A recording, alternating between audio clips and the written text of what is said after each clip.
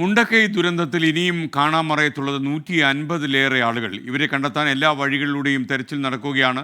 അതേസമയം ക്യാമ്പിലുള്ള ആളുകൾ പതിയെ വാടക വീടുകളിലേക്കും ബന്ധുവീടുകളിലേക്കും മാറി തുടങ്ങി.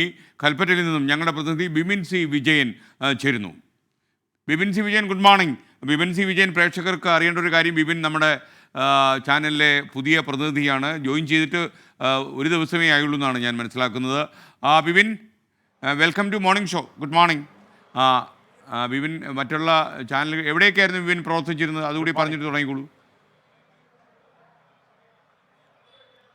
ഞാൻ മാതൃഭൂമി ചാനലിൽ ഉണ്ടായിരുന്നു ഒരു 7.5 വർഷത്തോളം. അത് കഴിഞ്ഞപ്പോൾ 1 വർഷത്തോളമായിട്ട് 4th ചാനലിൽ ജോലി ചെയ്യായിരുന്നു. കോഴിക്കോടായിരുന്നു ജോലി ചെയ്തത്. ഇപ്പോൾ 24 കുടുംബത്തോടൊപ്പം ചേരുന്നതിൽ സന്തോഷം. പക്ഷേ മനസ്സ് മുഴുവൻ ഈ വയനാട്ടിലെ ഈ ഒരു ദുരന്ത ഭൂമിയിൽ നിൽക്കുകയാണ്, അതിൻ്റെ സാക്ഷിയായി നിൽക്കുകയാണ്. അതിൻ്റെ ഒരു നീറൽ തന്നെയാണ് മനസ്സിലുള്ളത്. ഓക്കെ, സാരമില്ല ബിപിൻ, നമ്മൾ കരുത്തോടെ വയനാടിനെ ചേർത്ത് പിടിക്കും. താങ്കൾ തുറന്നോളൂ.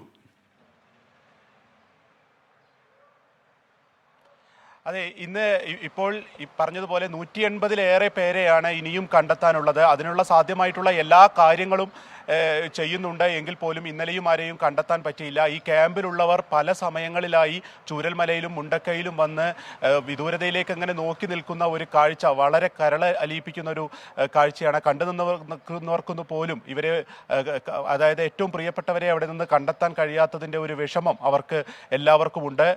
അതുകൊണ്ട് തന്നെ ഇനിയും ഇത് രക്ഷാപ്രവർത്തനം തുടരുന്നു എന്ന് പറയുമ്പോഴും ഇത്രയേറെ പേരെ ഇനിയും ഈ ഇന്ത്യ കണ്ട ഒരു മഹാദുരന്തത്തിൽ നിന്ന് കണ്ടെത്താനുണ്ട് എന്നുള്ളതൊരു വസ്തുതയായി തന്നെ നിൽക്കുകയാണ്. ഇന്നും ഇപ്പോൾ ഹെലികോപ്റ്റർ അടക്കമുള്ളവ ഉപയോഗിച്ചുകൊണ്ടുള്ള തിരച്ചിൽ പുരോഗമിക്കുന്നു. കണ്ടെത്താൻ കഴിയുമെന്നുള്ള വിശ്വാസത്തിൽ തന്നെയാണ് എല്ലാവരും ഉള്ളത്. ഒപ്പം തന്നെ ഇപ്പോൾ ക്യാമ്പിലാണ് കൂടുതൽ പേരുള്ളത്. 32 ക്യാമ്പുകളാണ് ഈ വയനാട്ടിൽ തന്നെ പ്രവർത്തിക്കുന്നത്. ഈ ക്യാമ്പുകളിൽ പ്രവർത്തിക്കുന്ന ആളുകളിൽ ചിലരെങ്കിലും വാടക വീടുകളിലേക്കും അവരുടെ അടുത്ത ബന്ധു വീടുകളിലേക്കൊക്കെ മാറി തുടങ്ങുകയാണ്. പതിയെ അവർ മറ്റ് ക്യാമ്പുകളിൽ നിന്ന് മറ്റ് സാധ്യതകളിലേക്ക് പോയി തുടങ്ങുന്നു. ഇന്നലെ 5 കുടുംബങ്ങളാണ് ഇതുപോലെ അവരുടെ കുടുംബ വീടുകളിലേക്ക് മാറി താമസിച്ചത്. ഇപ്പോൾ പറഞ്ഞതുപോലെ തന്നെ ഇനിയും കൂടുതൽ കുടുംബങ്ങളെ അങ്ങനെ അത് ചോദിച്ചു വരുന്ന കുടുംബങ്ങളിലേക്ക് അങ്ങനെ മാറുന്നതിനുള്ള ഒരു സാഹചര്യം കൂടിയാണ് ഇപ്പോൾ വയനാട്ടിൽ ഒരുക്കിയിരിക്കുന്നത്.